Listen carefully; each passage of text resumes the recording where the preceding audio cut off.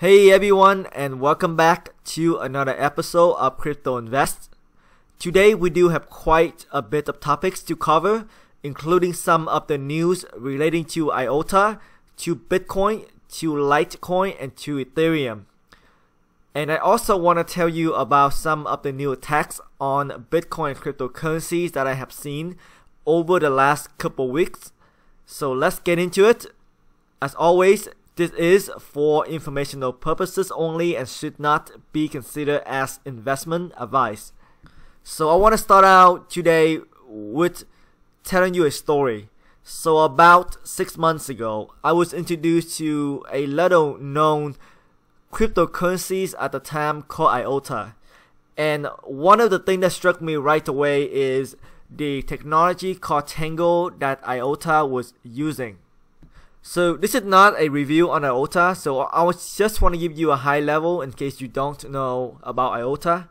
So IOTA is trying to tackle, in my opinion, two major things. First is the Internet of Things, and second is a microtransaction. And the Internet of Things at the high level is a way for different devices in your house that in the future they're gonna live on the internet. So think about smart home where your TV, your refrigerator, your microwave, all of that is gonna live on the internet, and the Internet of Things meaning a way for them to communicate. And the second thing that I just talked about is microtransaction, which is these tiny payment. Say when you, for example, park your car for maybe 30 minutes and you have to pay 30 cents. So these really small transactions, they are trying to tackle these microtransactions through their technology called the Tango, because there is zero fees. Now, what is Tango? So Tango is a very interesting technology, and I think IOTA, out of the top 100, it probably have the most innovative solution in my opinion. And the way that Tango works is, I can tell you an example. So this example I heard on another YouTube channel called Box Mining. A very good channel, highly recommended. So the way he explained it would make a lot of sense for me. So think about back in school where you have to do your homework every night, and then the next day the teacher can either tell all of the students to give them the homework so they can check the homework to make sure that one, you have done it, and two, you have done it correctly. So beside that, another option for the teacher is to ask each student to check each other's work. So you would check your friend's homework and your friend would check someone else's homework. And then the teacher will get a report of that. So that way she know that everyone have checked everyone's works and everyone has done the homework, and those who did not, she would know about them. That's at the high level how Tango works. So every transaction on the network, so these, think about these, each of these are the wallet, for example. So every time you send a transaction through the Tango network, your wallet will be used to verify the next two transactions. So that's just how it works. So you verify someone else's transaction and someone else gonna verify your transaction. Because of that, the transaction can be free and can be pretty fast. And this allows the network to scale very quickly. All of this is very good on paper. I was very excited and very intrigued by this. And then something else happened. About 3 months ago, there was some report that MIT and the BU researchers, they discover a bugs in the IOTA system. And I don't want to go into details, but basically this is a very serious bug in the system. The bug was notified to the IOTA team, and a patch was deployed to fix the bugs. So the bugs has been fixed already. And part of the reason why there are bugs in the system is because of the fact that they are trying to build something brand new. And as you know, things in the works, especially technology things, you are going to find a lot of bugs. However, in the case of cryptocurrencies, unfortunately, bugs can mean a lot of money being lost. Now, what's important here about this is that it's not because of the fact that there are bugs in the system and the bugs is now patched. It's the fact that there are a lot of debate going on in this time frame, you know, about August to September.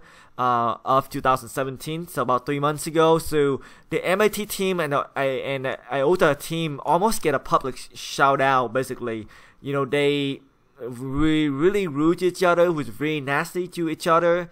I wasn't impressed of the way that IOTA management team handled the situation. So I love the tech, I love the idea. I'm not in love with the way that the management team handled the situation. So that was kind of turn me off for a little bit. At the time, there are a lot of other opportunities in the crypto market, so I pursue other opportunities, and I kind of forget about IOTA. And then about a month ago, a lot of my friends started texting me about IOTA, and I relooked into that, thinking that, okay, so this whole MIT thing was over.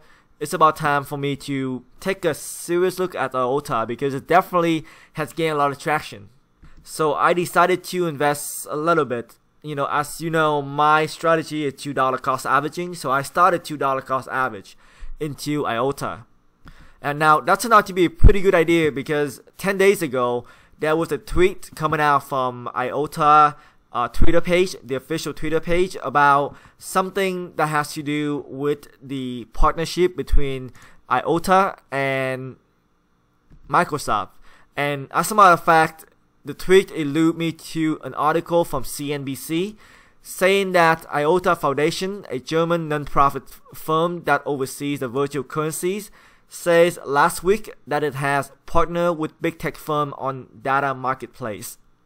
This turned out to be a really positive thing for IOTA. As you know, IOTA have a major run-up after the news happened. So here we are in December 4, and IOTA just basically shot all the way from roughly, I would say from roughly $2 all the way to as high as $5.59 in a matter of 2 or 3 days.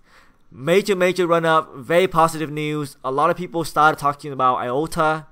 I feel like $1 million, even though I don't have $1 million in IOTA. So pretty good news, positive. Until today, so today I woke up to this news here. IOTA clarifies the misleading Microsoft quote. There is no official partnership with Microsoft. So basically, they come out and clarify after a lot of heat. I guess a lot of people knew about this. I didn't know about this, so this caught me by surprise earlier today when I read the article. I guess a lot of people started to question them as to the details of the partnerships, and finally they came out this morning and say that there is no partnership. We are working with Microsoft, but they are basically collaborate with us on a few things. So there's no commitment and there's no official partnership. Now, that certainly didn't translate well in the market. So IOTA started to dive down to 15% drop, and that's as of this morning. If you take a look now, so IOTA this morning was around $5 and it's dropped all the way to at low at $3.60. So you are talking about 25 to 30% drop.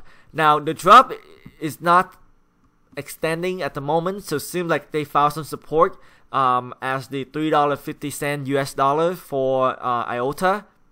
So it does seem that IOTA was able to sustain a lot of the gain that they have. So they didn't give it up because of this bad news. So it does show me there are a lot of support in the topic in the market for IOTA still, so which is a good thing.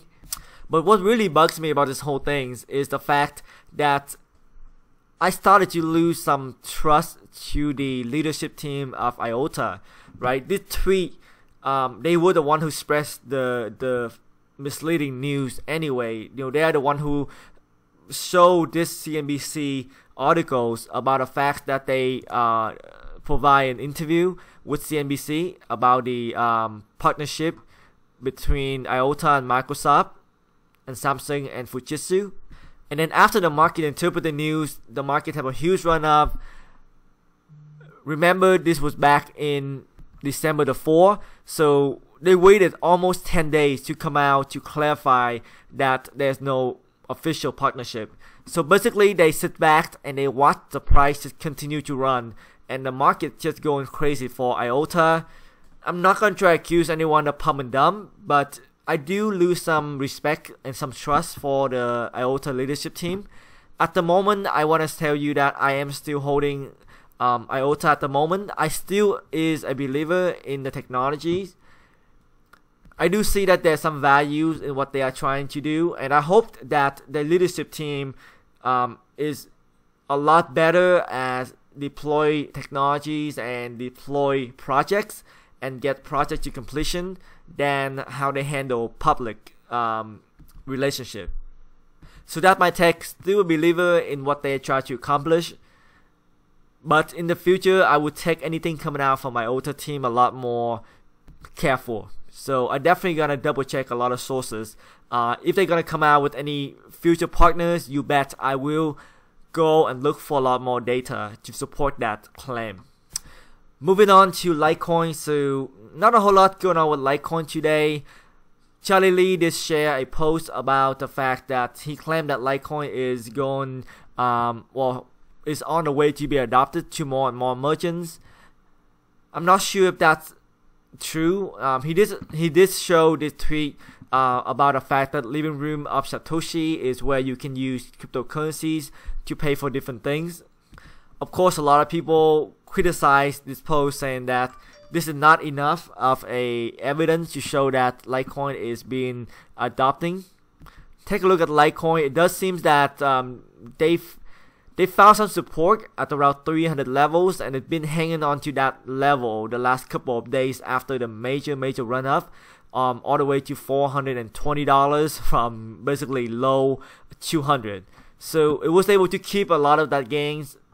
The trading range becomes to get a lot tighter now, so let's see if they're gonna break above or below. So I'm waiting for that. I don't have any opinion as to whether they go up or down.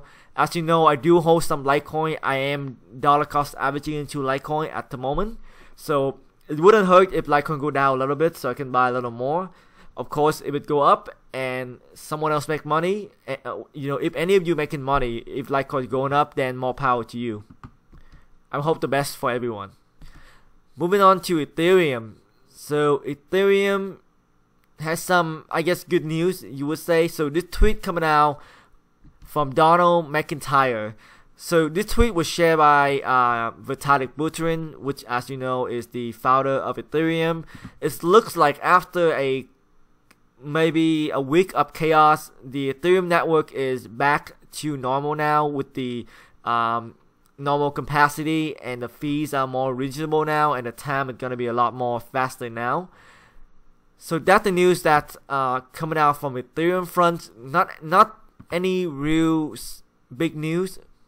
Take a look at the Ethereum price. It does have a huge run up, but unlike Litecoin, Ethereum actually was able to hold a lot more of the gain. So currently is holding above $700, trading at $372 on Coinbase. This is the 60 minutes chart.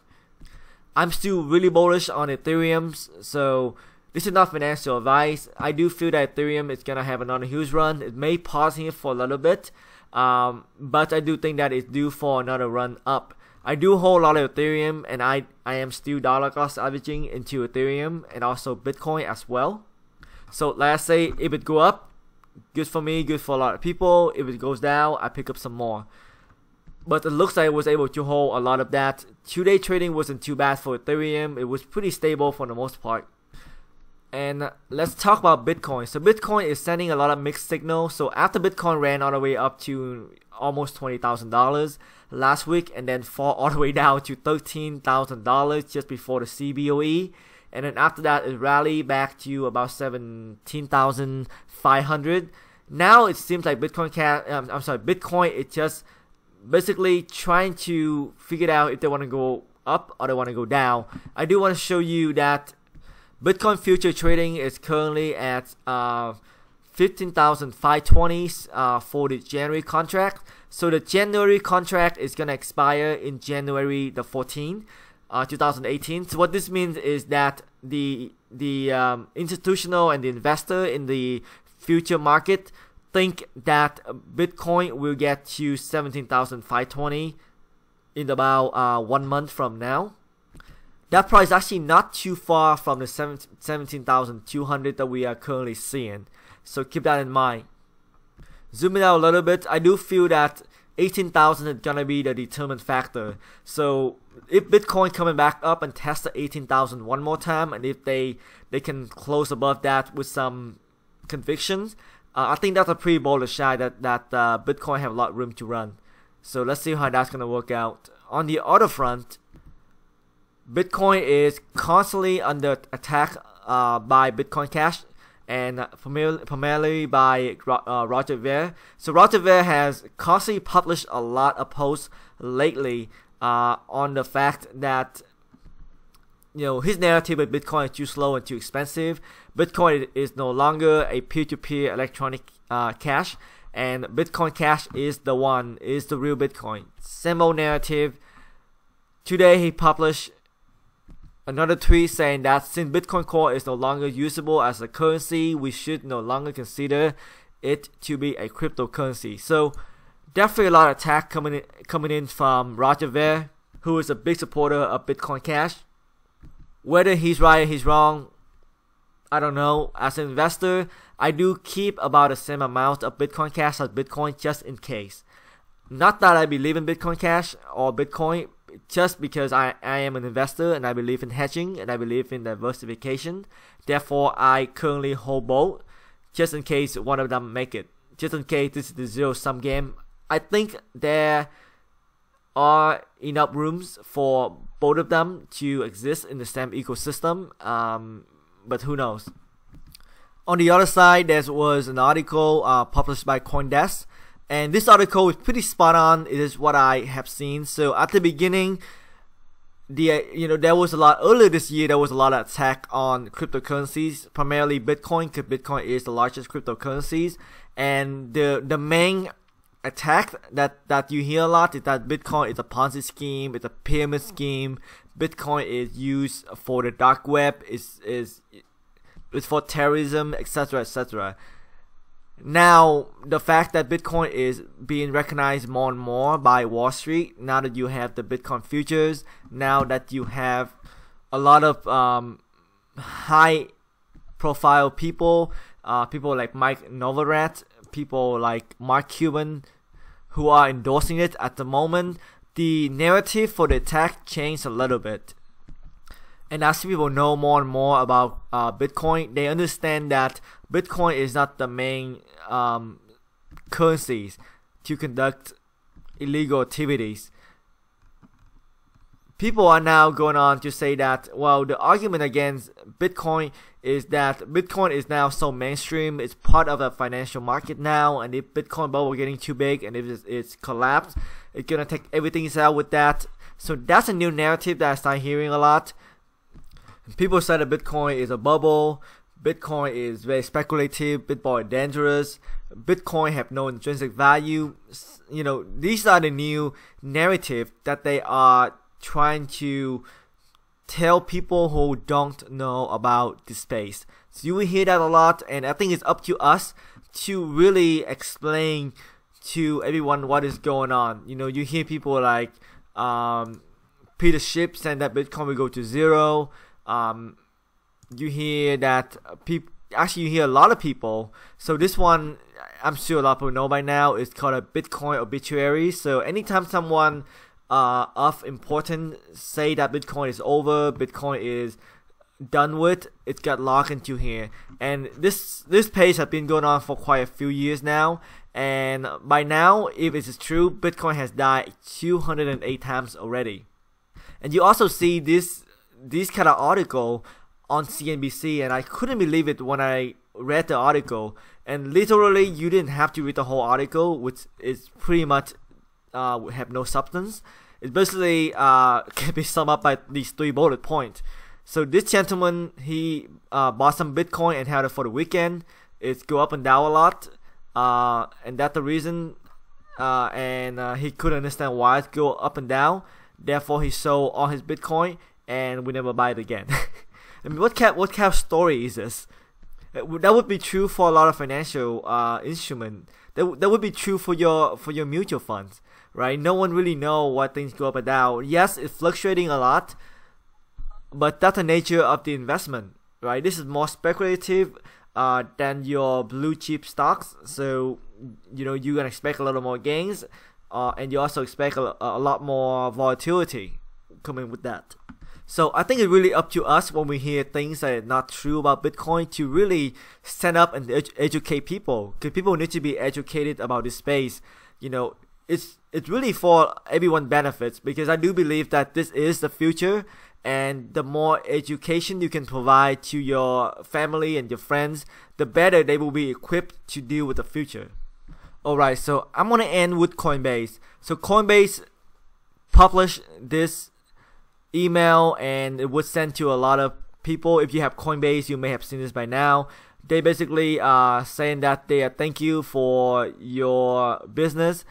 They have seen a lot of people come into this space. They're processing a lot of people on a daily basis try to register for the site, and they want to just give a public announcement that people need to invest responsibly. So, and that would be the same line that I would hope as well, that everyone should be invest responsibly, invest only what you can afford to lose, do not borrow money to invest, minimize your risk by dollar cost averaging, and diversify. I think these are the key for you to stay in this game, and the longer you can stay in this game, the higher chance you will have to win at the end.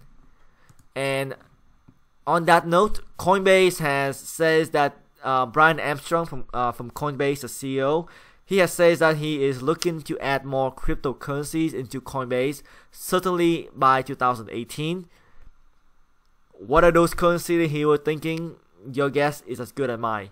But whatever it is, it definitely, I would say 100%, but I would say you can expect a pump for that cryptocurrencies, because Coinbase is one of the, I would say, if you live in the US or the UK, probably the easiest way to buy cryptocurrency for someone who are new, right? Someone who have a cell phone, they can go on and download the Coinbase app, and they can set it up fairly quickly with their credit card, and then off they go. They can start buying cryptocurrencies.